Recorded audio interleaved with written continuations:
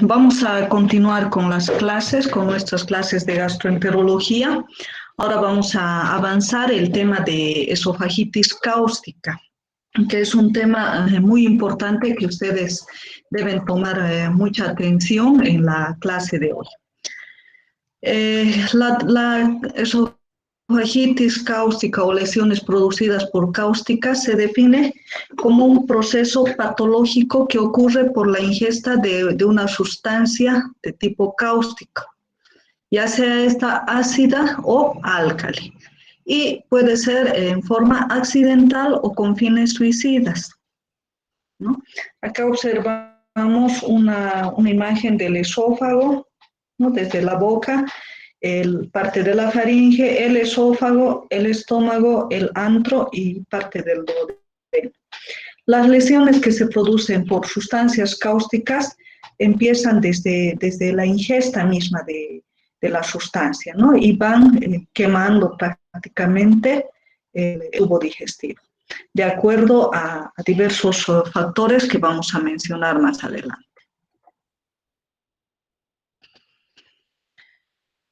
¿Qué es una sustancia cáustica? Es toda sustancia que tiene un comportamiento lesional desde la puerta de entrada que va a producir destrucción de los tejidos expuestos al atacar a las membranas celulares, y esto va a ir a diferentes grados de necrosis en el paciente, ¿no? Acá observamos una serie de sustancias que tienen en sus componentes, ya sea una sustancia ácida o alcalina.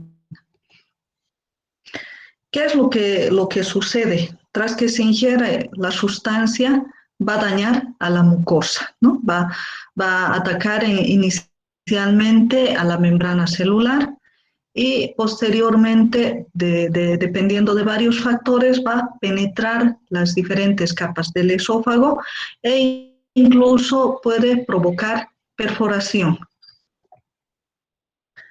En la epidemiología, tenemos que un 80% de los casos son de niños, y esto se produce en forma accidental, ¿no? Sucede que muchas veces las personas guardan estas sustancias en envases no adecuados, ¿no? Y los niños se acercan, piensan que es agua y beben, ¿no? Totalmente sin ninguna intencionalidad mala. Y un 20% se produce en personas adultas. Y en estos casos puede ser con intención suicida o en forma accidental, ¿no? Puede ser en forma accidental en aquellas personas que tienen alguna enfermedad mental o que están bajo efectos, puede ser de drogas o de repente del alcohol, ¿no? En esos casos se podría considerar que ha sido en forma accidental. La etiología, ya hemos mencionado, la ingestión de la sustancia corrosiva. Esta puede ser álcali o ácido. Dentro de los álcalis, los más utilizados son el hidróxido de sodio, que este elemento es la soda cáustica, el hidróxido de potasio, el hipoclorito de sodio, el perborato sódico y el silicato sódico, que tienen diferentes usos. Algunos se utilizan para sacar el sarro, para limpiar inodoros, ¿no? Y las sustancias ácidas, el ácido sulfúrico, nítrico, el ácido clorhídrico, el ácido y el ácido acético. La patogenia. Para que esta sustancia a nivel del esófago, estómago, va a depender de estos factores, ¿no? Uno depende del tipo de agente ingerido, si es álcali o ácido. Hay que diferenciar y preguntar en el momento que estamos atendiendo al paciente. Tenemos que preguntar el volumen que ha ingerido y la concentración de la sustancia. Si tenemos una mayor concentración, la lesión probablemente va a ser mayor. A menor concentración, menos lesión. También depende del estado físico del paciente. Si está lúcido o está bajo el efecto de cualquier otra sustancia o tiene fines suicidas, ¿no? Del móvil de la ingesta, ¿no? Accidental o con fines suicidas. Del tiempo de contacto, o sea, desde el momento en que ha ingerido la sustancia hasta el momento en que llega a un hospital. Del grado de represión gástrica, o sea, ¿qué cantidad? La represión gástrica se refiere a la cantidad de contenido alimentario que pueda contener el estómago. Si el estómago está vacío, entonces probablemente la lesión va a ser mayor. En cambio, si hay algún contenido alimentario, entonces la lesión de repente sea menor. También depende de la reexposición a la sustancia por vómitos o por reflujo. Ahora, tenemos las diferentes etapas de la lesión, ¿no? Una vez que se ha ingerido la sustancia, ingresa dentro del organismo y va a producir necrosis en primera instancia. Posteriormente, como se observa acá en la figura, si la lesión ha sido bastante severa, va a haber una necrosis extensa. En segunda instancia se va a producir la eliminación. Acá ya se ve en proceso de cicatrización, ¿no? Y finalmente la cicatrización. En esta fase de cicatrización ya el paciente va a quedar con las secuelas que deja la lesión por cáusticos, ¿no? Y generalmente puede ser estenosis en los diferentes grados.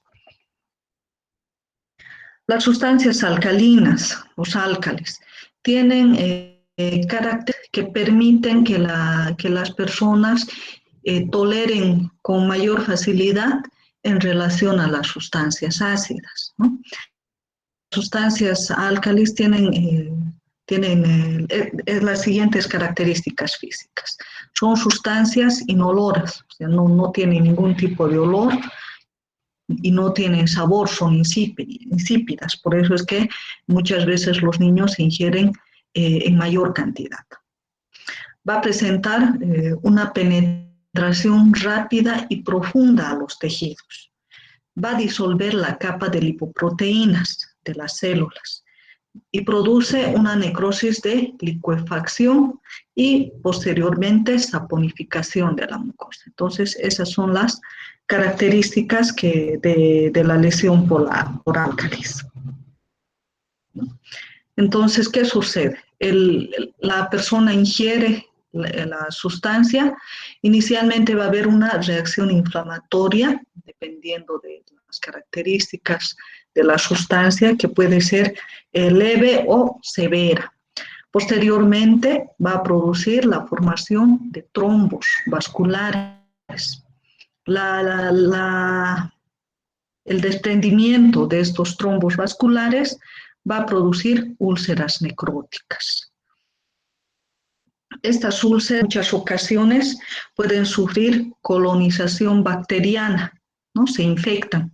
Por eso es importante que cuando haya la presencia de úlceras se inicie un tratamiento antibiótico en estos pacientes.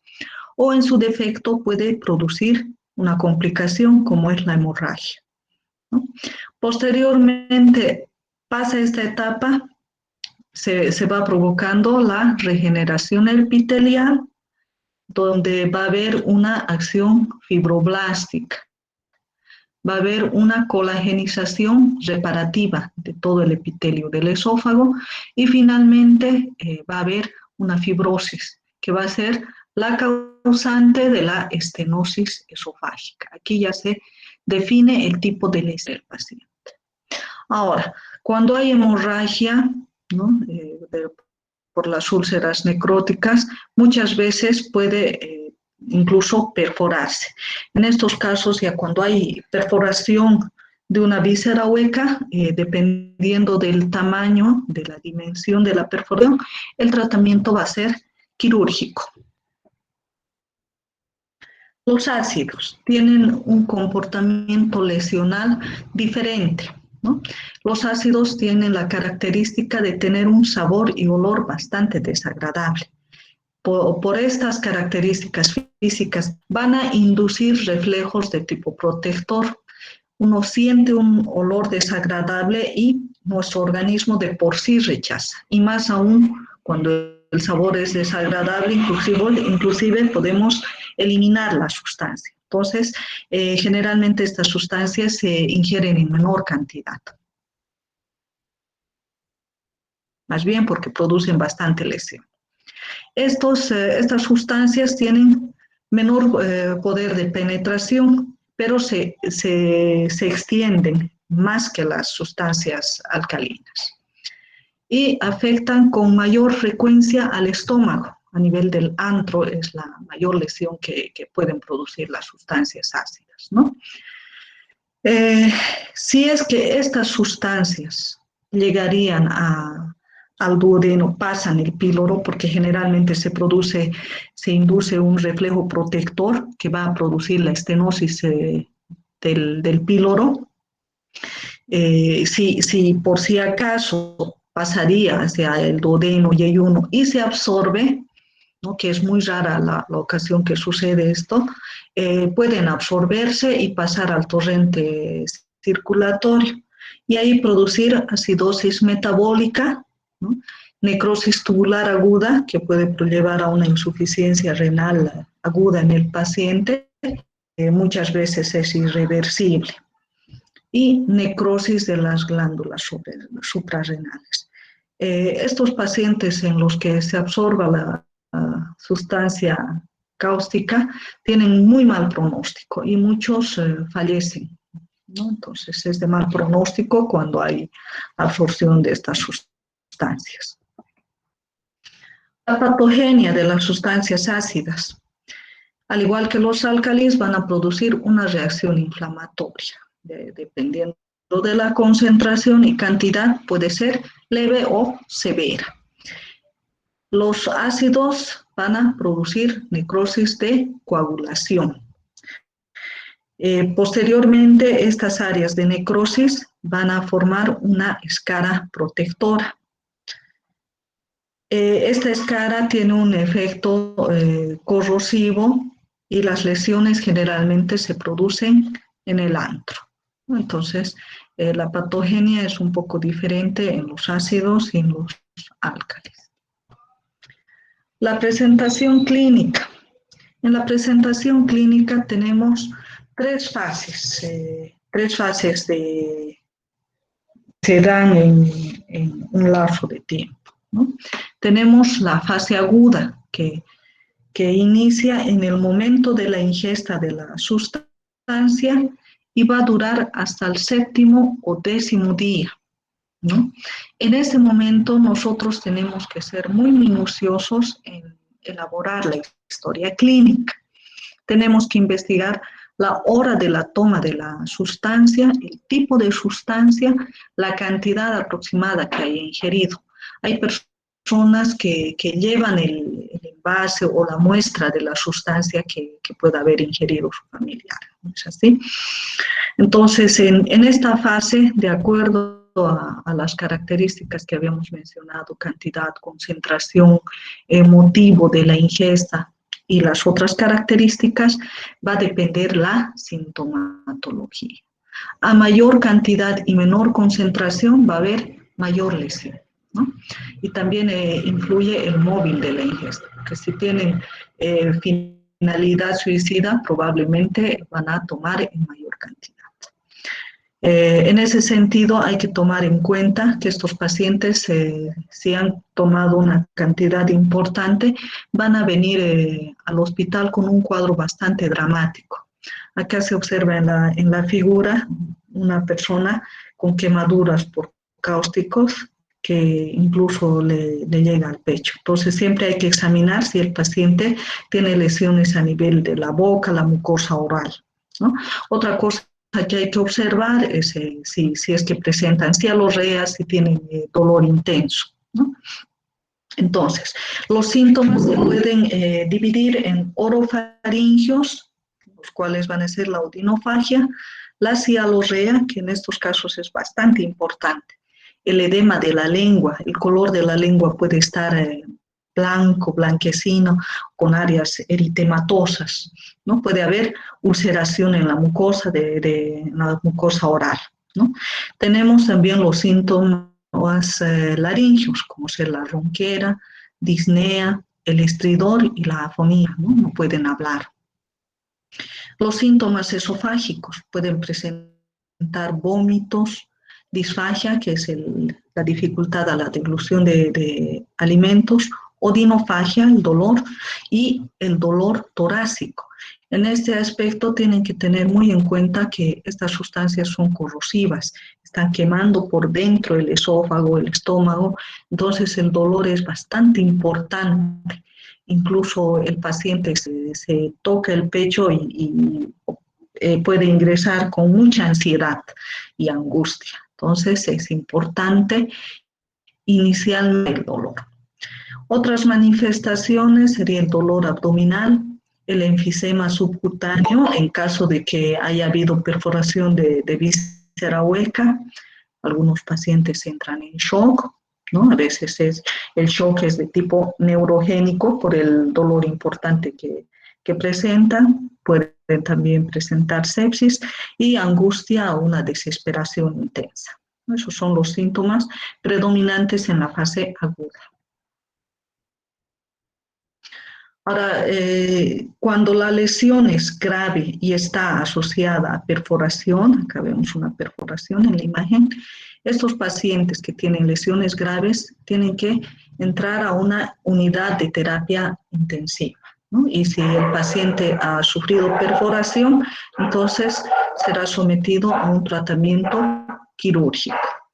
Ahora, de no haber perforación y la ingesta ha sido en poca cantidad y baja concentración, entonces los síntomas generalmente remiten a los 2 o 3 días de la ingesta de la sustancia, y estos pacientes pueden ser manejados en salas de internación común. Pasamos a la segunda fase, que es la fase subaguda o latente. Esta fase va a iniciar al séptimo, después de la ingesta de la sustancia, y se extiende hasta la tercera a cuarta semana, o sea, va a durar casi un mes. En esta fase, en la fase subaguda, el paciente va a experimentar una mejoría de los síntomas de la fase aguda.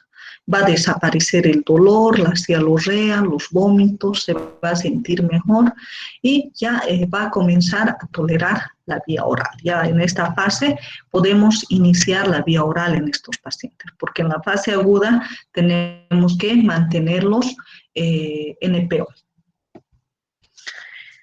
Y finalmente la fase crónica, que inicia en la tercera a cuarta semana después de la ingesta del cáustico y puede durar inclusive toda la vida del paciente, ya que en esta fase se va a establecer el tipo de lesión que tenga el paciente, ¿no? En esta fase, en la fase crónica, ya va a iniciar la proliferación de fibroblastos, y la estenosis generalmente ya se define a la octava semana, o sea, ya podemos saber qué tipo de estenosis va a tener el paciente. Y el síntoma predominante ya en esta fase va a ser la disfagia debido a la estenosis que tenga, ¿no? Y si ha habido lesión a nivel de la cerebral, tendrá un síndrome de retención gástrica, ¿no? El síndrome de retención gástrica se caracteriza por vómitos de tipo postprandial tardíos. ¿Qué quiere decir esto? Que el paciente ingiere sus alimentos y comienza a vomitar después de 2, 3, incluso 4 horas. Y generalmente son vómitos abundantes de tipo gastroalimentario y son fétidos. Y cuando ya la retención gástrica es intensa, no hay un paso adecuado por la región antropilórica, está cerrado totalmente, el estómago va a sufrir una dilatación. Y cuando uno hace una maniobra a nivel del epigastrio, que se denomina bazuqueo, se puede tentar el estómago y se hace movimientos de lateralización. Y ahí se puede sentir cómo choca contra las paredes del estómago la columna de líquido y alimentos que pueda contener, ¿no? Entonces eso se llama signo de que es típico del síndrome pilórico o síndrome de retención gástrica. El diagnóstico también lo vamos a hacer según la fase en la que se encuentre el paciente. En la fase aguda, ¿qué vamos a realizar? Ingresa el paciente, hacemos rápidamente el diagnóstico, ¿no?, de la ingesta de una sustancia cáustica, se coloca una vía, sus analgésicos y ya se empieza a solicitar los exámenes complementarios. Se le va a solicitar laboratorios. Dentro de lo que es laboratorio, solicitamos inicialmente los exámenes de rutina, hemograma, glicemia, creatinina, urea, ¿no? Y si hay ingesta de una sustancia ácida, también hay que solicitar una gasometría arterial.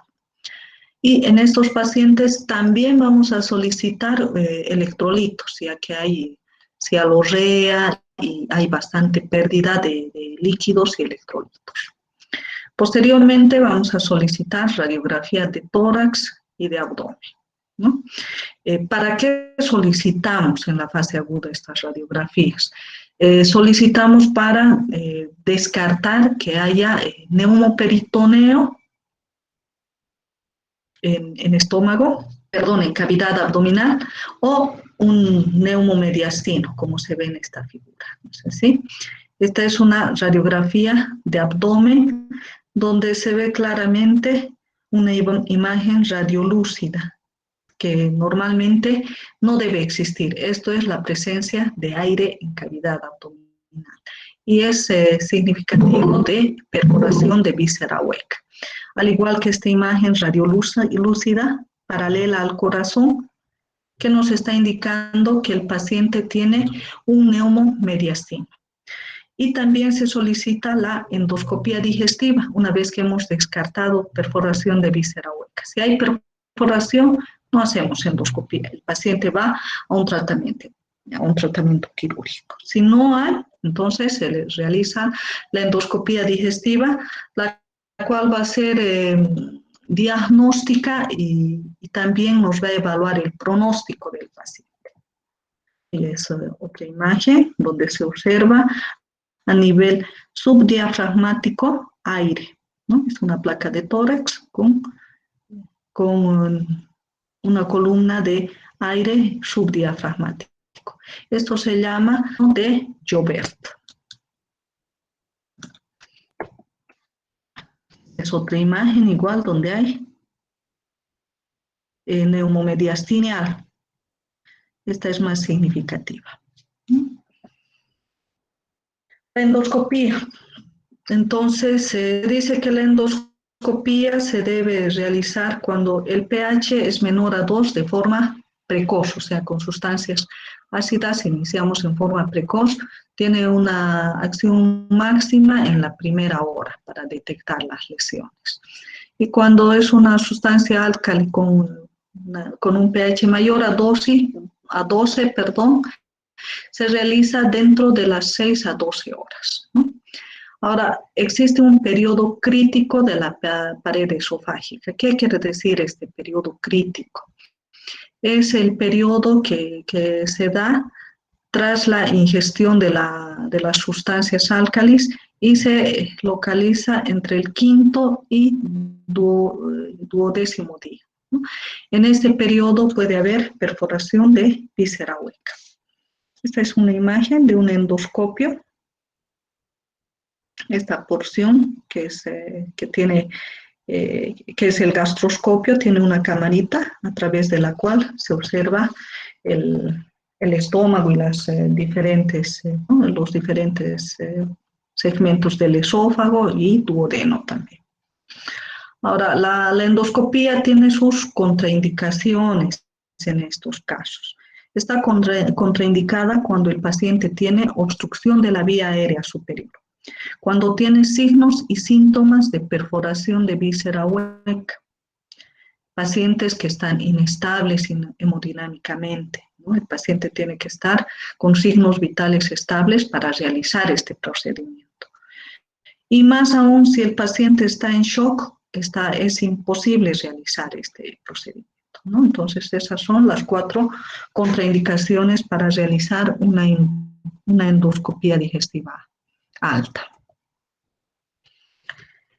Esta es la clasificación de Webb que se utiliza en lesiones por cáusticos, ¿no? Tenemos 3 grados.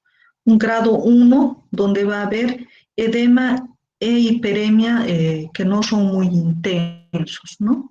Este es el de menor o mejor pronóstico. El grado 2 ya va a haber la presencia de ulceraciones superficiales y hay ampollas.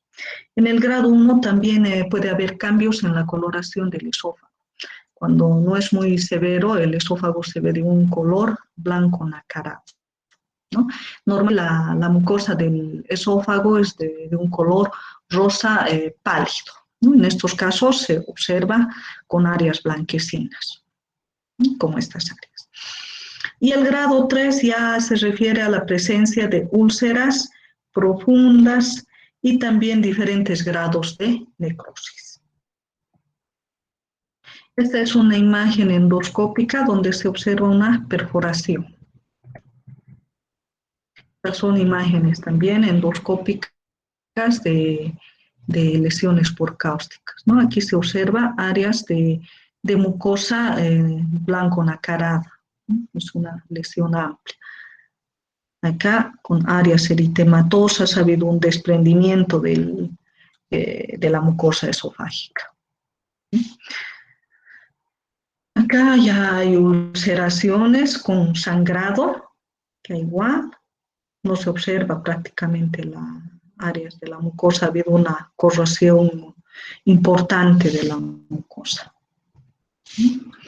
Esta se describe como esfacelación de la mucosa. Toda esta parte blanca que se observa es la mucosa que ha sido consumida. Y aquí ya estamos en la submucosa, con áreas de eritema intenso y hay sangrado también. Estos pacientes tienen muy mal pronóstico, hacen estenosis severas, ¿no? Aquí áreas de necrosis, ¿no? Aquí se observa aparentemente un área de perforación, áreas extensas de necrosis con edema, inflamación.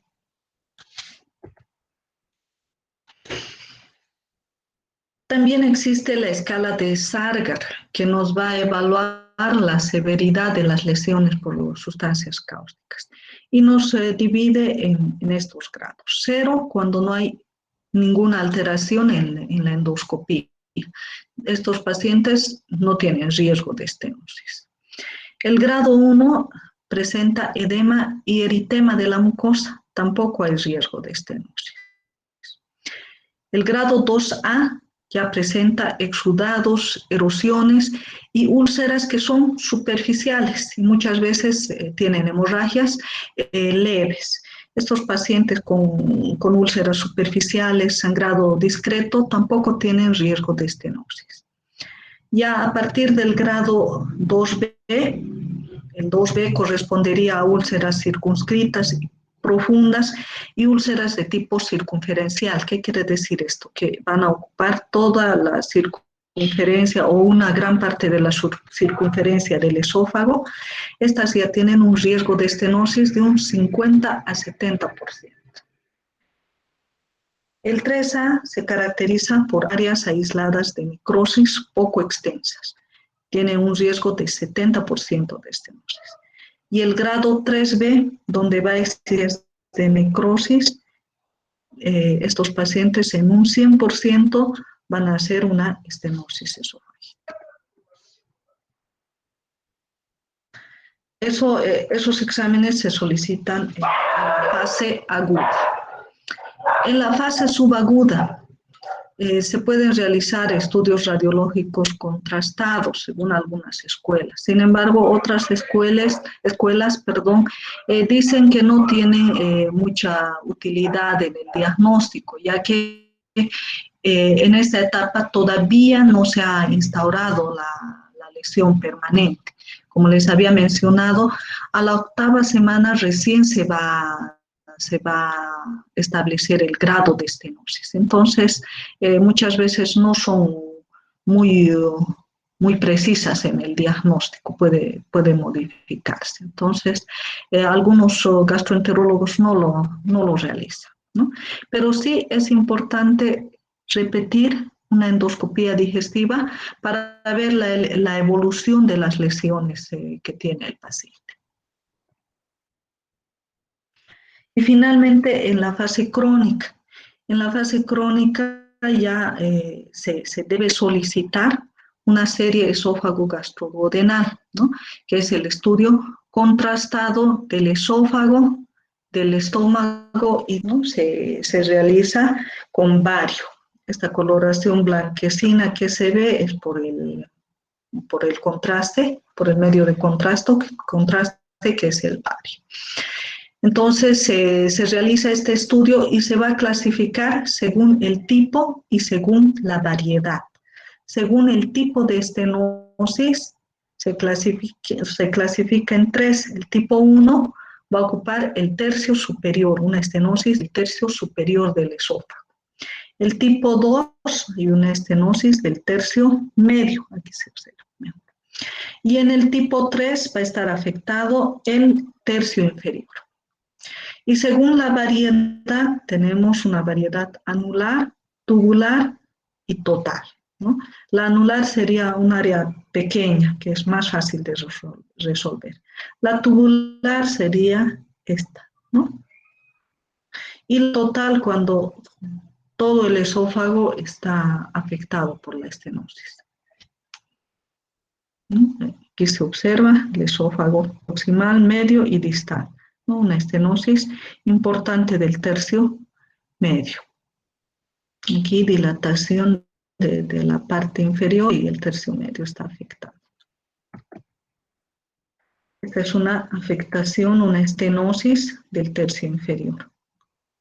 Con calibre 9, incluso afecta hasta el tercio medio, ¿no? El tercio superior está conservado. Acá, del tercio medio.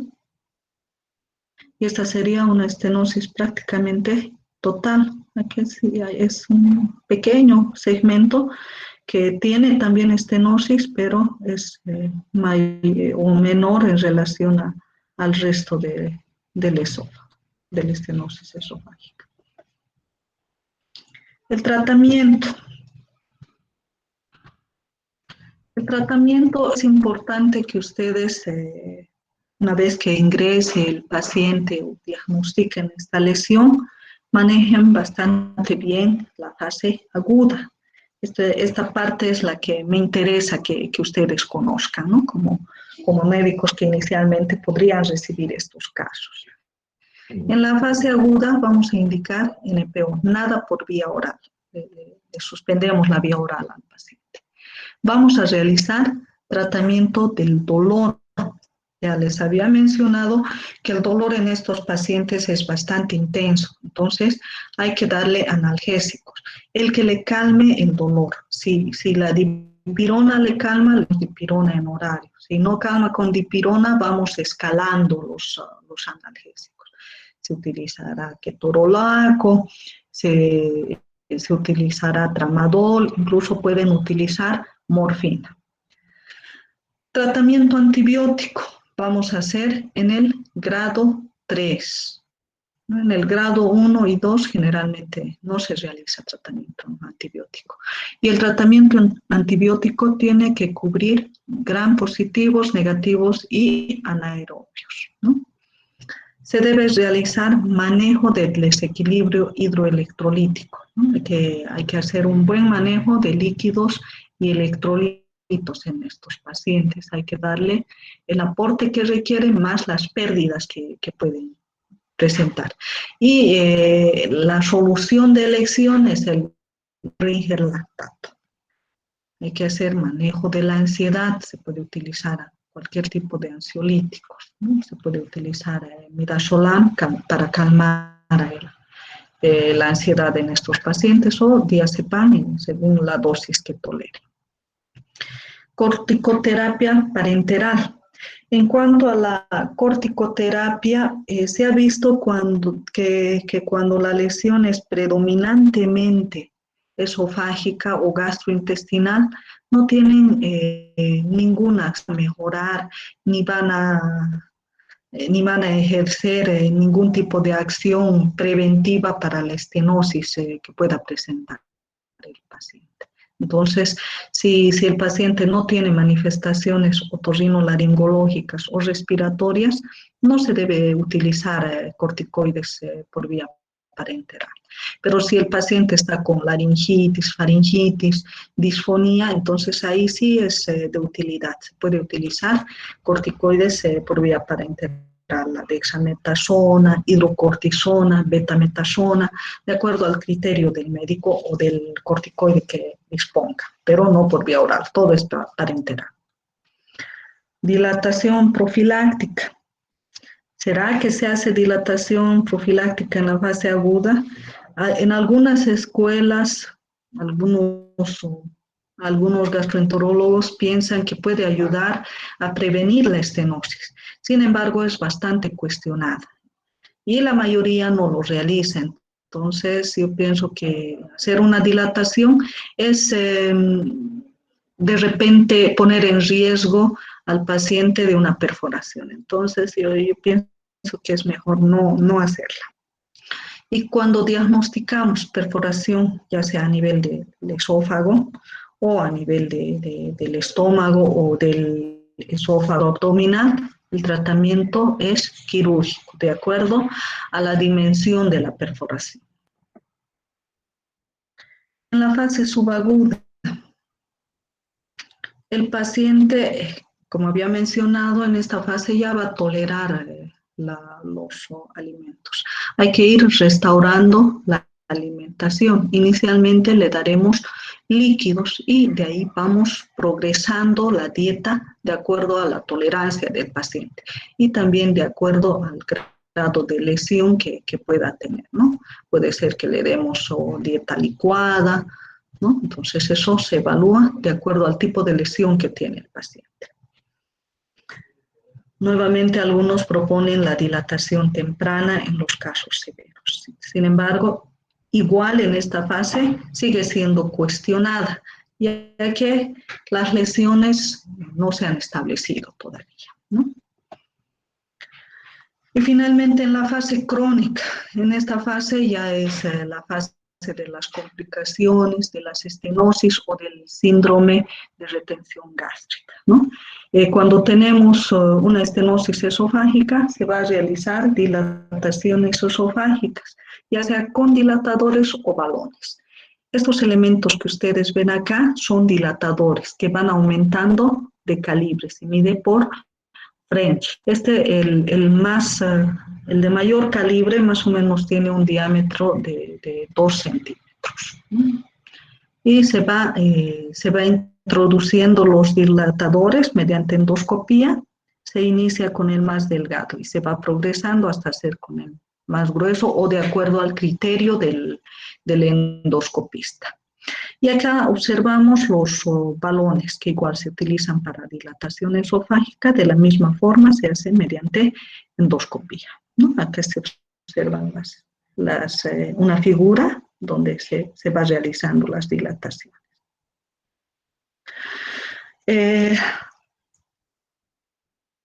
En la fase crónica sí está indicado la infiltración con corticoides, principalmente en aquellas personas que tienen una forma o variedad anular de estenosis, ¿no? Se hace con electrocortes radiados y la infiltración con corticoides. Entonces, estos pacientes que tienen lesiones anulares o estenosis tubulares pequeñas evolucionan bastante bien con este tratamiento. Y cuando hay perforación,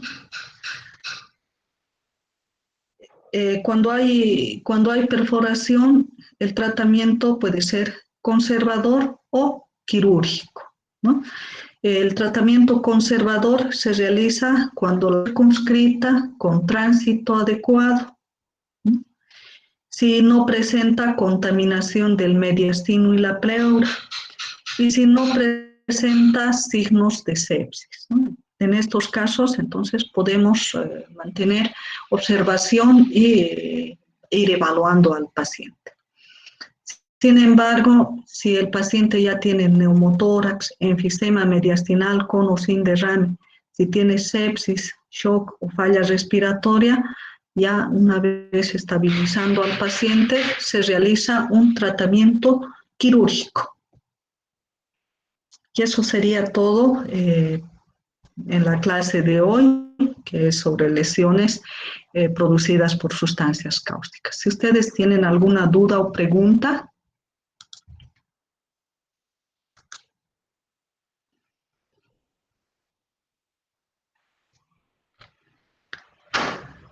No hay ninguna pregunta.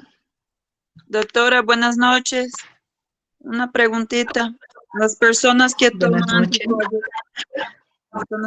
anticoagulantes, ¿qué tan peligroso es hacer endoscopía? A esto, pero no es referido con el tema, ¿no? Que usted dijo O sea, me pregunta. Las 4 posibilidades para hacer la endoscopía, ¿no? Que está contraindicado. Ya. Ok. Claro, esto, o sea, las 4 contraindicaciones de la endoscopía que les mencioné es en la esofagitis o lesiones producidas por cáusticos, ¿no? Okay. Porque indicaciones de endoscopía y contraindicaciones hay múltiples. Por ejemplo, una de las que mencionas, ¿no? Si el paciente recibe anticoagulación, hay que evaluar, ¿no? Si requiere o no una endoscopía, porque si se hace una maniobra, digamos, forzada, puede sangrar la mucosa o puede haber algún tipo de complicación, ¿no? Ya, Sin gracias. embargo, si el paciente tiene emergencia, entonces se realiza, pero con las debidas medidas preventivas, ¿no? Pero esas contraindicaciones que les puse de la endoscopía están relacionadas con este tema específicamente. Ok, gracias, doc. ¿Alguna otra duda o pregunta? Ok.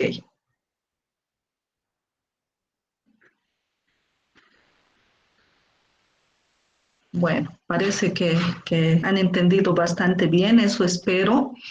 Lean el libro, está en el libro también este tema. Y si tienen alguna otra duda, pueden manifestar a su representante para que él me envíe. Doctora, Muchas veces no reviso. Las diapositivas, señora, Vamos a subir a ¿pueden la... utilizar? Sí, se les va a pasar todo el material, no se preocupen. Voy a subir a Classroom. Para Classroom, por favor, ya le expliqué a su representante, abran un correo electrónico con sus nombres. No quiero personas que se infiltren en las clases, ¿no? Si yo descubro que hay personas que no están, yo las voy a sacar y voy a deportar o reportar, perdón, a la universidad. No podemos tolerar este tipo de irregularidades. Entonces, hagan sus correos y para que yo les vaya incluyendo en Classroom. Bueno, buenas noches y que descansen. Chao. Gracias por... Gracias, doctora. Hasta luego. Hasta luego, doctora. Hasta luego. Gracias, doctora. Hasta luego. Gracias.